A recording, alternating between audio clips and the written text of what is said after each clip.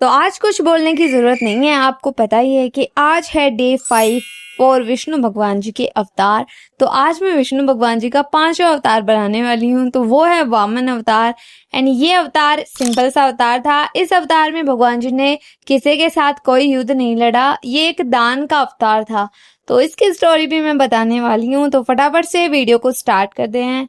तो पिछली 2-3 जितनी भी स्टोरीज आपने देखी है, यानी पिछले जितनी भी आपने ड्राइंग वीडियो देखी है, उसमें एक ही फैमिली के जो लोग हैं ना, उनका विष्णु भगवान जी उद्धार करते आ रहे हैं। एंड आज वाली स्टोरी है, उसमें भी जो फर्स्ट टाइम जिसके लिए अवतार लिया था, वरा अवतार, तो जिसके भाई को मारा, फिर उसके भाई को मारा, फिर उसके बेटे को प्रहलाद जी को बचाया। एंड आज का जो अवतार है ना, वो भी प्रहलाद जी से ही रिलेटिव है। तो चलो वीडियो को स्टार्ट करते हैं। तो ये स्टोरियां ना थोड़ी कॉम्प्लिकेटेड सी होती हैं, तो आपको समझ में कम आती हैं। तो आज का जो अवतार है वो बहुत ज्यादा क्यूट, स्वीट और बहुत ही अनोखा अवतार है।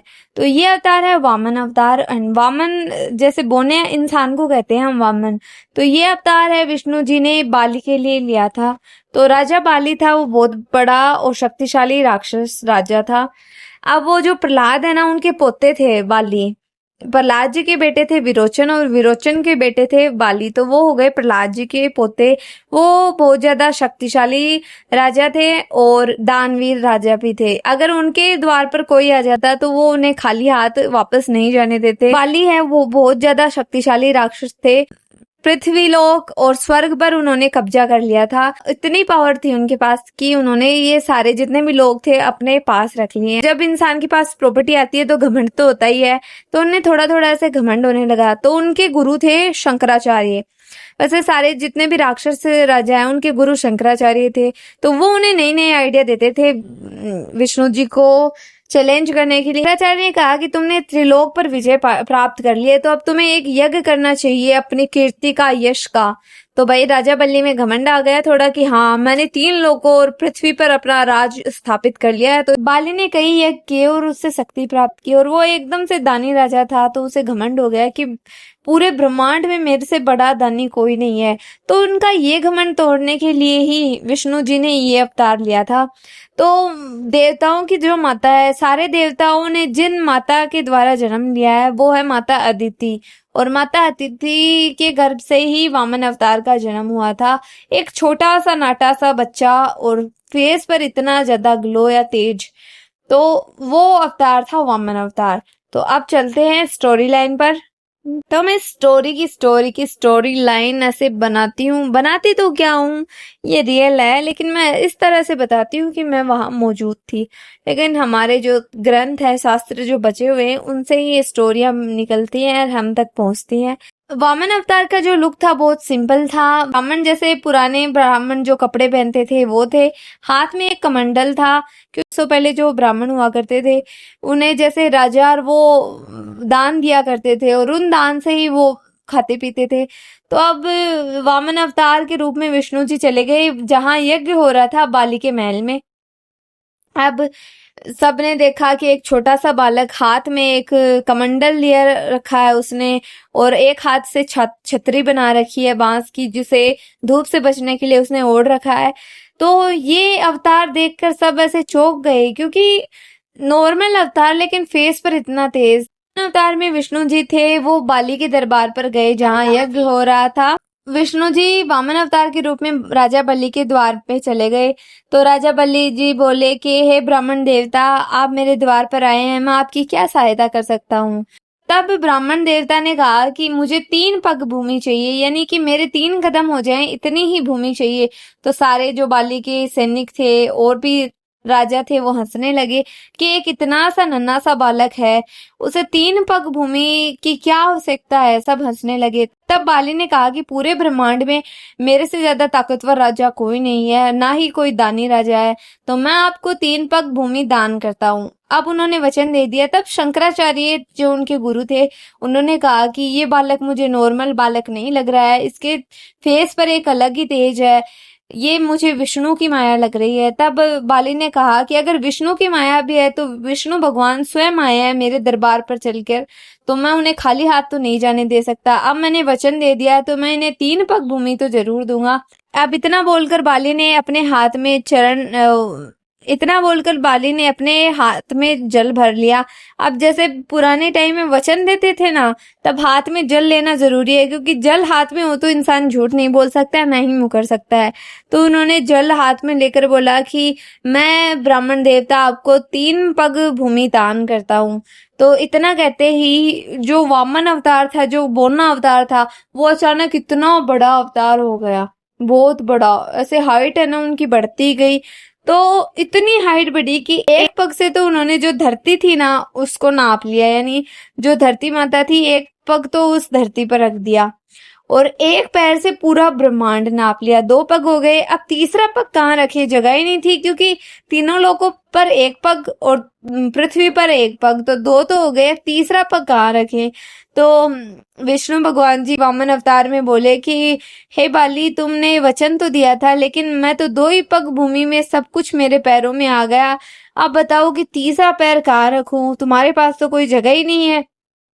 तब राजा बाली ने कहा कि हे भगवान, आप तीसरा पैर मेरे सर पर रख दीजिए, क्योंकि मेरा सर है वो घमंड से बहुत ऊंचा उठ गया था। अब मुझे समझ में आ गया कि विष्णु जी से बड़ा कोई नहीं है। तो इतना कहते ही भगवान विष्णु ने जो तीसरा पैर है ना वो उनके सर पर रखा, है जैसे इतना भारी पैर उन्होंने उनके सर पर रखा तो बाली है वो जमीन के अंदर धस गए। वैसे नहीं, ऐसे जमीन के अंदर चले गए। इससे ये तो प्रिटेंड होता है कि राजा जो बाली थे वो बहुत बड़े दानी थे, और उनका घमंड भी तोड़ना जरूरी था। जब आज इंसान को घमंड हो जाता है तो वो कहीं का नहीं रहता। खुश होकर, यानी कि इसने बिना सोचे समझे मुझे 3 पग भूमि दी और मैंने इसका सब कुछ ले लिया, तो राजा बाली से खुश होकर उन्हें पाताल लोक का राजा बना दिया। अब जैसे पृथ्वी लोक है, स्वर्ग लोक है, नर्क लोक है, ऐसे ही पाताल लोक एक अलग दुनिया है। तो उसका जो समस्त राज था ना वो उन्होंने बाली को दे दिया और कहा कि मैं तुम्हारी भक्ति से बहुत खुश हूँ, तुम हमेशा ही ऐसे ही दानवीर लोगों में आते रहोगे, तुम्हारी गिनती हमेशा दानवीर लोगों में होगी। तो ये थी वामन अवतार की स्टोरी। तो इस स्टोरी में कोई खून खराबा या लड़ाई झगड़ा या मारकाट नहीं थी। इस अवतार में सिर्फ बाली को भगवान सही रास्ते पर लेकर आना चाहते थे कि तुम्हें घमंड हो रहा है और घमंड नहीं करना है किसी चीज का। तो ऐसा ही हुआ, और इस स्टोरी से ये सीखने को मिलता है, अगर आप अपनी बात पर किसी को वचन आपने दे दिया है तो उस वचन से ना मुकरे, आखिरी सांस तक उस जो वचन है उसको पूरा करे। ये स्टोरी सिखाती है। एंड ये आर्ट वर्क भी कंप्लीट होने वाला है। एंड ये आर्ट वर्क की हाइट है ना वो थोड़ी सी कम होगी, क्योंकि ये एक वामन अवतार है, एक बोना बच्चा है ना उसका अवतार है।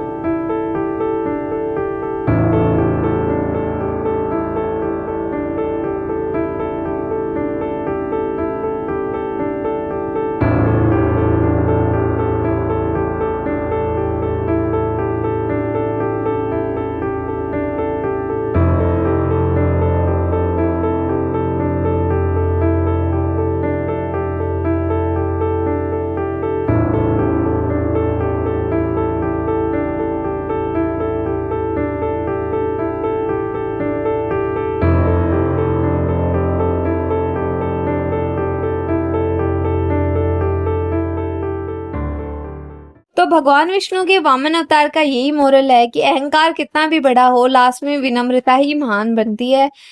देर से ही सही पर आपका साथ हमेशा देते हैं, तो इसलिए भगवान पर भरोसा हमेशा करना चाहिए। उसके घर में देर है अंधेर नहीं है। आज का जो ज्ञान का जो कोटा था ना, वो लगभग पूरा होने ही वाला है, क्योंकि मैंने आपको हद से ज्यादा स्टोरियां सुना के आई थिंक पका तो नहीं दिया है, मुझे तो ऐसा ही लग रहा है।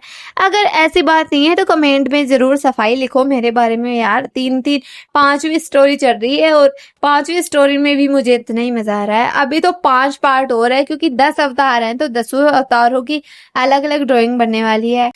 छोटी बड़ी सारी डिटेलिंग ऐड करने के बाद फाइनली ये अवतार रेडी है। ये काफी ज्यादा क्यूट बने हैं। अब मैं अपने आर्ट वर्क की कितनी तारीफ कर दूं, ये आप पर डिपेंड करता है कि आपको ये कितना पसंद आया है। तो बेफालतू की बकवास मैं नहीं करने वाली एंड बार बार मैं एक लाइन नहीं बोलूंगी। ये कैसे लगे कमेंट में बताना। नेक्स्ट अवतार कौन सा ड्रॉ करूं वो भी मुझे बताना। तब तक के लिए बाय।